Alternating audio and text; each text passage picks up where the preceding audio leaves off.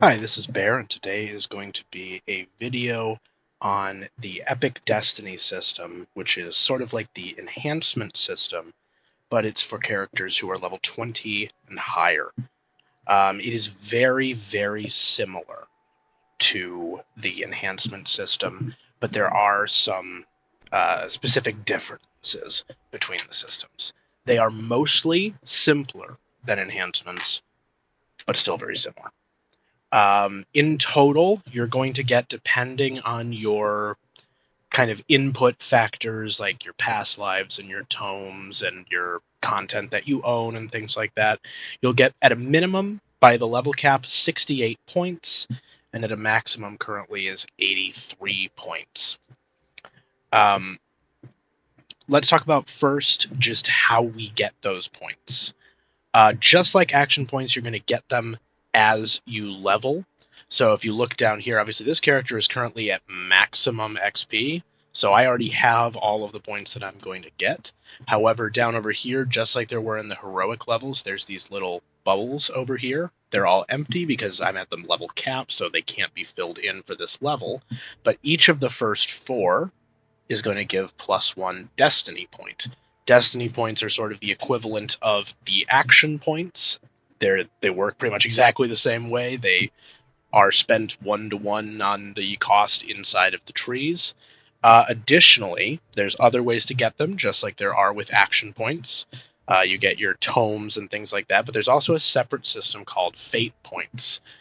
Fate points are each worth 1/3 of a destiny point. So if you get 3 fate points, you get 1 destiny point.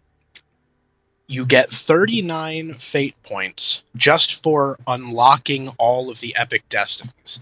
Now you're going to do that actually very easily. I'm going to close this up. I'm in the market right now. I'm going to come down here and I'm going to talk with the fate spinner. And she, if I talk to her, is going to send me to the junction of spheres so I can weave my epic destiny. Ooh, very cool. But basically, it's just going to be coming in here, and you're going to go around to each of these portals, and you're going to talk to each of the NPCs on the other side. And you're going to talk to this guy. I've already talked to him, so he just tells me basically to go away. But when you actually talk to them, they're going to tell you briefly what their epic destiny is about. They're going to unlock it for you, and they're each going to give you 3 fate points, or more usefully, 1 destiny point as a result. Which means that as soon as you hit level 20, you've got 12 or 13 if you own the extra Epic Destiny Macrotechnic, which is the only one that is not free currently. You're going to get 12 or 13 points just for being level 20. You do not need to earn those first few. Fate points additionally have their own ways of getting more of them. You're going to get them for your epic past lives. You're going to get them from tomes. You're going to get them from a lot of different sources, but basically, when you see that you're going to get one, 3 of them are going to give you 1 destiny point. Next up after that, just how do the trees work? The first thing you're going to notice about this panel here, the Epic Destiny panel, by the way, you can access it at any time by hitting Control E or by talking to the Fate Spinner. The first thing you're going to notice is, unlike when I go to my enhancement tree and I can kind of just scroll down here and I can put in another tree and I can do all of that, it's 3 and it's only 3. If I reset one of my trees here, I do get to change it, so I'm not locked in. I can pick a different one. Doesn't matter which one. I'm going to pick this one because it's the one that's, good for my build. But the first thing that you're going to notice is that there's only the 3. You can never have points in more than 3 epic destiny trees at once. In that way, it's a lot more like the class system in heroics. You can never have more than 3. However, unlike the class system, putting all of your destiny points into one tree is really never the correct choice, right? There's really no such thing as a pure build in Epic Destinies. You should be grabbing from all 3 trees. Occasionally, you'll find a build that really only grabs 2, especially when you have less points, but usually you'll have 3. The tiers work the exact same way as the action points, so you have to put this first core in first, and then it unlocks this. and you put 3 points, 1 point. Now I've got 5 in the tree, and my second tier opens up. Note, unlike in the enhancements where it's level 1, level 2, level 3, level 4, level 5, this one is just level 20. The second tier is level. I'm sorry, it is level 23. DDO is lying to you again. Look at this. It says level 20. If I was level 20, I'm sorry, this second tree. I'm sorry. No, that's me lying to you, not DDO lying to you. Don't listen to me. I'm stupid. The second tier is also level 20. The third tier is when it starts actually charging you more. This one is going to require level 23. So unlike where it was level 1, 2, 3, 4, 5, now it's going to be 20 for the first 2 tiers, 23 for the third, 26 for the fourth, and to go all the way to the top is level 30. The cores are a little different of a progression, just like they were in enhancements. They're actually going to hit very similar breakpoints. Obviously, this one's 20, because if this one's 20, you also have to be 20 for this. This one here is 23, so it's basically just skipping whatever core would have been here. This one's level 26, and then this last one over here is level 32. Note, if you remember from your the cores in the enhancement tree, there was a capstone. There is no capstone for Epic Destinies. So do not try to save up to get 40 points in so you can put that 41st point. You're not going to get one. Notably, every single one of these has a immediate effect. So if you look, it's immune to fear, and then at the bottom here it says each core ability in this tree, including this one, grants the following: 25 hit points, 5 melee power, 5 range power. If I come over here to Shadow Dancer, +1 to spell DCs, 15 hit points, 25 spell points, 5 melee power, 5 range power, 1 attack, sneak attack die, and 5 force and universal spell power. And just like it says, it does give you that for every single core, so usually the cores are very, very solid to take, even if the effect written on them isn't necessarily something you care that much about. I don't really care that much over here about 250 unconsciousness range. Usually I shouldn't be going unconscious if I'm playing well, but, it's also giving me 5 melee power, 25 hit points, and 5 ranged power. And this, and unlocking this next one, which does the same, right? There's cumulative benefits to these. Next up, tier 5s actually work literally identically. The only difference, so I guess not literally, is that you are not reaching level 12, you're reaching level 30. So you can see here I've got points spent up here. All of these are X'd out. If I were to undo this tree, these would come back. I'd be able to go and put points into them, but you can only have one tier 5 at a time. At this point, I am quickly going to talk about all of the trees, just thematically, so that you have an idea as a starting point of what kind of trees to look at for your different builds.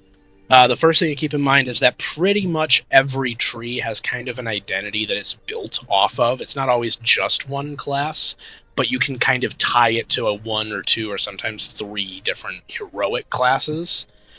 Doesn't necessarily mean that your primary tree is going to be the same one that's tied to your class, but frequently you'll at least put some points in the one tied to your main class.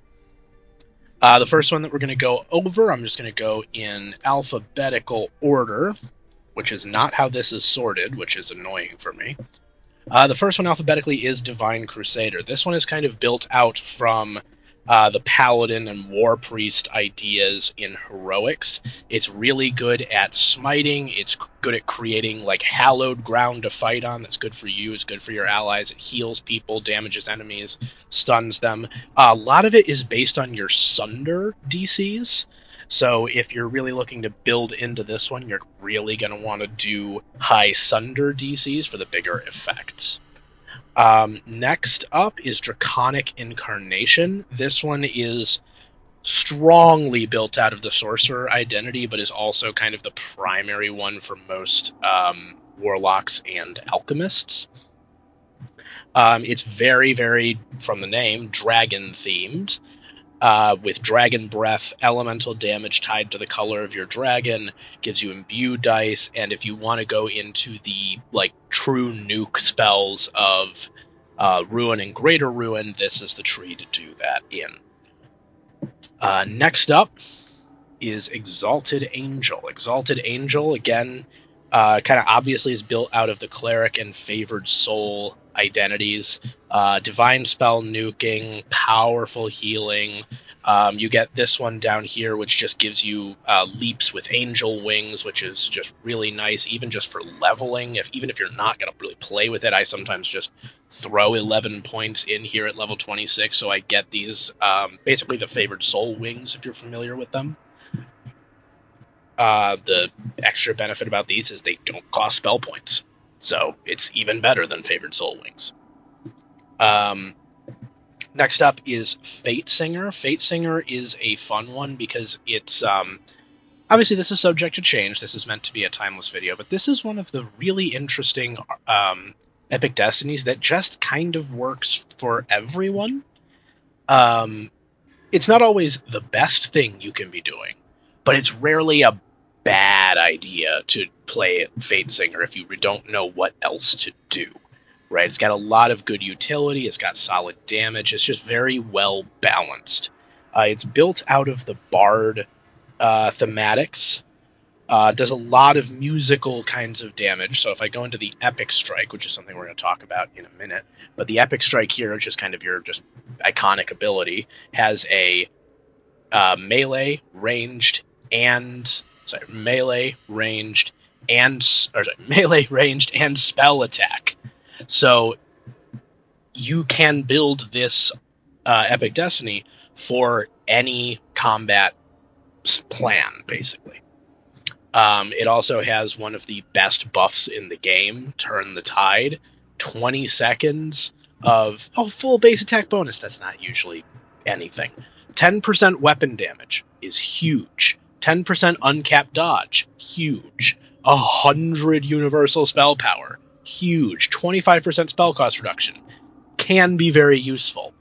Every 5 minutes. And the best thing about this is it's you and everyone in the group with you. So if you're in a raid and you pop this for 20 seconds, you're just contributing huge damage to your party. Same thing if you're doing just, R10 bosses or anything like that. This is just an awesome buff for that. Next up, Fury of the Wild. Oh, I actually don't need to do that. That one's over here for me. Fury of the Wild is built out of Barbarian and also kind of your Bear Druid, sometimes maybe your Wolf Druid archetypes. This is all about rage. This is about seeing big numbers, big melee damage. But it generally is slow bursts of damage rather than the best DPS. This is like suddenly there's an enormous chunk taken off if you're trying to one-shot something or clear a room. It also has a big theme of tripping. So if you see here, you get the improved trip feat for free. We get trip DCs. We have this that buffs all of your trip attacks. So trip is kind of the core DC that this tree wants to be built out of. Next up is Grandmaster of Flowers. Grandmaster of Flowers is built out of the Monk archetype. It is a pretty solid tree. It's got a lot of kind of balanced offense and defense built into it. It's heavily based on your stun DCs, which is great because that's what the Monk class is based on. This one has one of the coolest abilities in the game, Everything is Nothing. You simply decline 6 nearby enemies the right to exist in your universe. Bosses are immune, but they do still get a debuff when you use this on them. Next up, this also, I should note, makes you move faster, which is, again, movement speed is the best stat in the game, so that is a lovely thing to receive. Next up, Legendary Dreadnought. This one is also right here. This is built out of the fighter identity. The primary thing that this one wants to do is buff your action boosts. Here's a bunch of action boosts. Here's +3 to all stats while action boosted. Here's +10% attack speed while using any action boost. Here's permanent displacement while you have any action boost. Here's infinitely regenerating action boosts. It's got a lot in it. It's also got a lot of tactics DCs. So up here we've got improved trip makes people helpless, and Sunder makes people have bigger penalties when you hit them with it. Right? It's got a lot going on in it for also your tactics DCs. Their epic strike is going to be knocking people down or stunning them, sundering them. It's kind of doing all of the DCs at once. And it's also got this guy up here, which is Action Hero, which is kind of an improved version of every action boost in the game. Actually, not quite every action boost. It's missing the MRR one. I hadn't noticed that before now. That's strange. It feels like they forgot that one. Anyway, not important. Next up, after Legendary Dreadnought, is Macrotechnic. Quick disclaimer for Macrotechnic. As of the time that this video is being produced, this is the only one of these that is not free. So if you don't own it, do not build for it and then complain when you get to level 20 and didn't know you had to pay for this one. This one is the new one. This is based on the Artificer class archetype. So it's got a lot of kind of tech-themed powers, does a lot of sonic, electric, and repair damage. It's good for imbues, and it gives anyone who wants them the ability to use rune arms. It's a pretty solid tree, but it is a little niche, so it's sometimes hard to find the builds that really want this tree. Not impossible, though. It is very much a usable tree. Next up, Magus of the Eclipse. Magus of the Eclipse is based on primarily the wizard archetypes. It's got a lot of cold, negative, and force benefits, as well as obviously being a spellcaster tree. It's going to have some of your spell DCs and spell cost things. It also has a sub-theme for summoning. It is not the only one, and it is not the best one for summoning, but it is kind of your second one if you're a summoner. Again, summoning is not a strong archetype, but I know so many people that just love playing it. I am going to include it. Next up, we have Primal Avatar. Primal Avatar is, if you go in here, your first core is a multi-selector, and you have to choose whether you are aligned with Heart, Sky, or Thorn. They give you different spell powers, different abilities later on, but ultimately it's really based on what you're doing more so than which one's the good one, right? I'm just going to pick this one at random, but it's got a lot of very varied abilities. It's based on the kind of caster druid, but also the wolf druid identity, but it's actually a very, very well-rounded tree. It's got a few defensive things, but some of the big things it's got, this one up here, if you're using the mantle, which again we'll talk about in a second, from this tree, this basically gives you nearly infinite spell points. The 100 temporary spell points for 60 seconds procs so frequently, especially if you have anything like Death Aura, Call Lightning Storm, Body of the Sun, any of those kind of ongoing effects that are just happening around you. It happens so frequently, you just don't run out of spell points, especially if you're being even remotely conservative with them. This is also one of the best ones for imbue builds, as you can get the mantle to give you +3 imbue dice, and then you can do that in addition to picking up imbue dice out of other trees. There's some extra abilities in here. Rejuvenation Cocoon is just an awesome little extra healing spell. If you're like, hey, I've got spell points, but I don't have healing, you can pick this up for 3 points investment at level 20. It's got a bunch of fun stuff in it, but this is one that you really kind of have to get into to figure it out, because there's a lot of things in here that are very, here's just evasion sitting at a tier 4. There you go. It's there. Does it feel like it should be based on the rest of the other abilities? Kinda, but not really. So there's just a lot going on here, right? Here's your other summoning benefits. Is there really a huge summoning identity for this? No, but there's huge summoning buffs in here. So play around with this one, take a look at it. It's a very, very good tree, but there's too much going on to really talk about that much. Next up is Shadow Dancer. Shadow Dancer is the one that I started in this video. This one is really built out of that rogue archetype. There's a little bit of a theme of like the illusionist wizard, but that's very much a sub theme. It's not the primary thing going on with it. It's just an extra thing that they have in here. This one is all about sneak attacks and assassination. There's a lot of things in here, however, that are just extremely powerful general physical damage dealer buffs. So you go up here, you've got 3 sneak attack dice.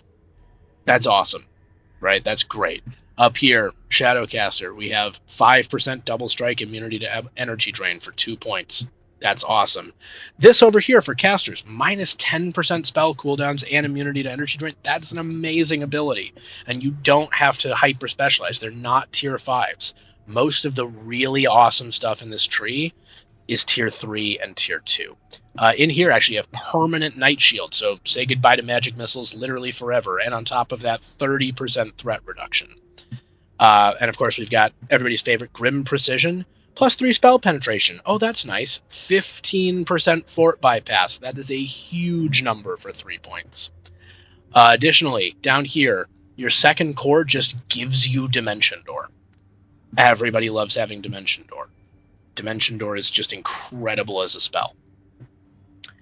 This one is one of the ones you pretty much always want to check. Like, hey, can my build use Shadow Dancer?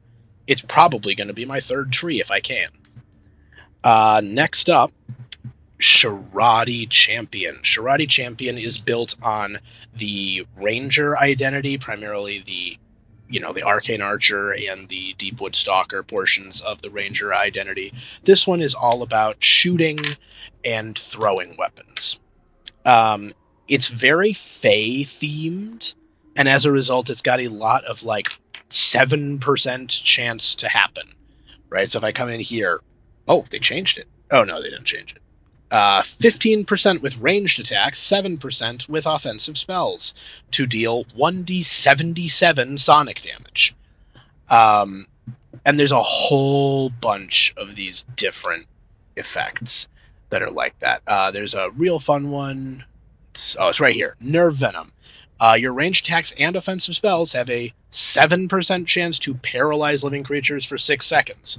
This does make them helpless, so it massively increases your damage every time this procs, and it procs a lot.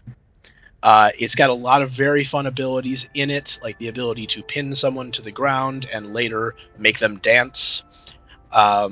It's got the epic moment up here is really fun. Inexorable Advance. Lets you run around while gaining Arcane Archers stacks. Or sorry, not Arcane Archers, Archers Focus stacks, which is a very, very powerful ability. It also gives you not taking the 20% penalty from Improved Precise Shot, but that's usually not as big of a factor. And it just gives you these enormous procs that always proc. And also always makes all of your other procs proc. This is a huge damage boost when you hit it. Next up after Sharadi is our last one, which is Unyielding Sentinel. You may have noticed, if you're really paying attention, I haven't said anything about playing a tank. That's because playing a tank lives down here. This is the tank tree. It's built primarily out of kind of the paladin archetype, but it's really just for tanks. It's just themed a little more like a tank. Back in the old days of the way this worked, it was a lot more paladin themed, especially because it was in the divine sphere, and still is, but that doesn't matter as much anymore. This has got your tank stats. This is like throwing your shield at people. This gives you more aggro generation, basically helps you keep the attention of monsters. It also gives you bonuses to lay on hands, and it's got some very fun abilities in here, like this one that heals yourself completely. Doesn't give a number, it just says completely heal yourself. I think it's actually just like a stupidly powerful heal, but, again, DDO lies to you. And then gains 10,000 temporary hit points +5 weapon dice is also like a crazy boost, but it's not really what you're focusing on. 10,000 temporary hit points on a tank lets you tank Doom Reapers, right? If you've got those guys stacking up their debuff on you that lets them nuke you, you can pop this and decline to die to the Doom Reapers for a little bit.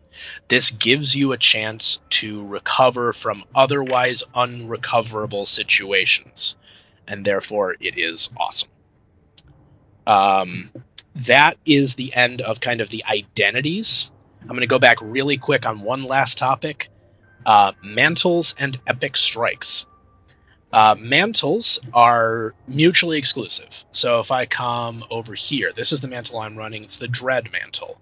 Every single one of them is going to have, if you see that little purple text, I can't move my mouse down to it because the pop-up will go away, but that little kind of reddish purple text in the right there, it says Legendary Dreadnought Destiny Mantle. Every time you see Destiny Mantle, you can only have one of those at a time. These all are not just what they say they are.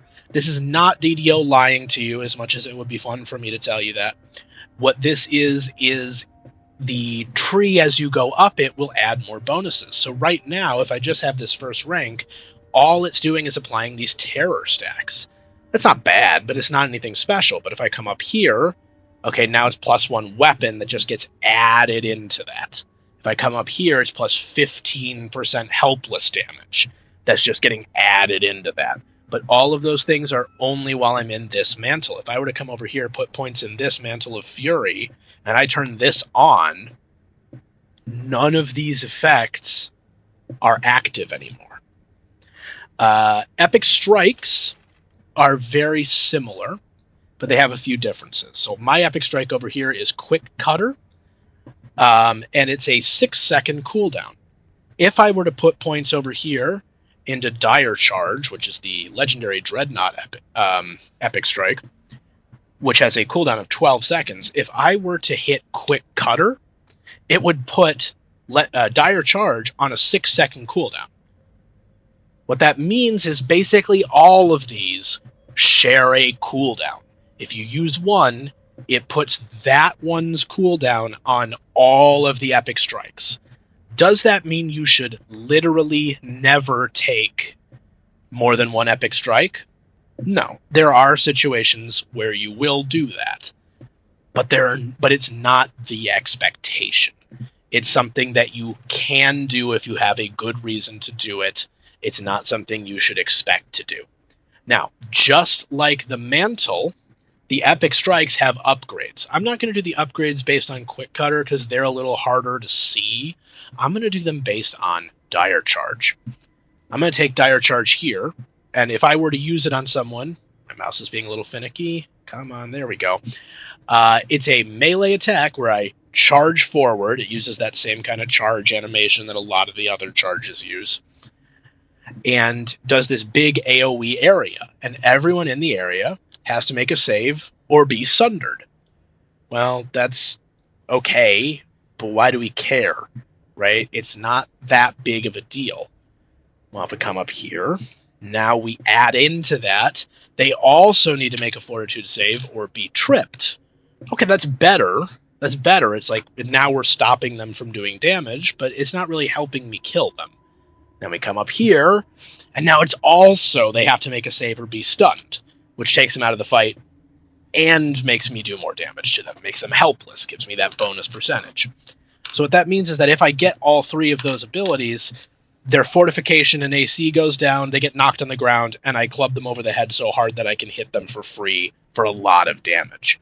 So you can see that the tree is kind of building as it goes up the strength of this Epic Strike.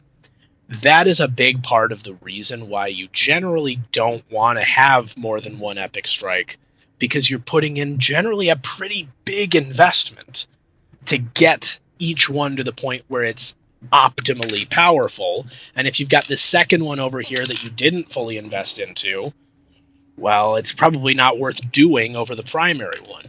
And if you did fully invest into it, well, now you always have like 3 to 9 points that are not doing anything for your build that could have been spent somewhere.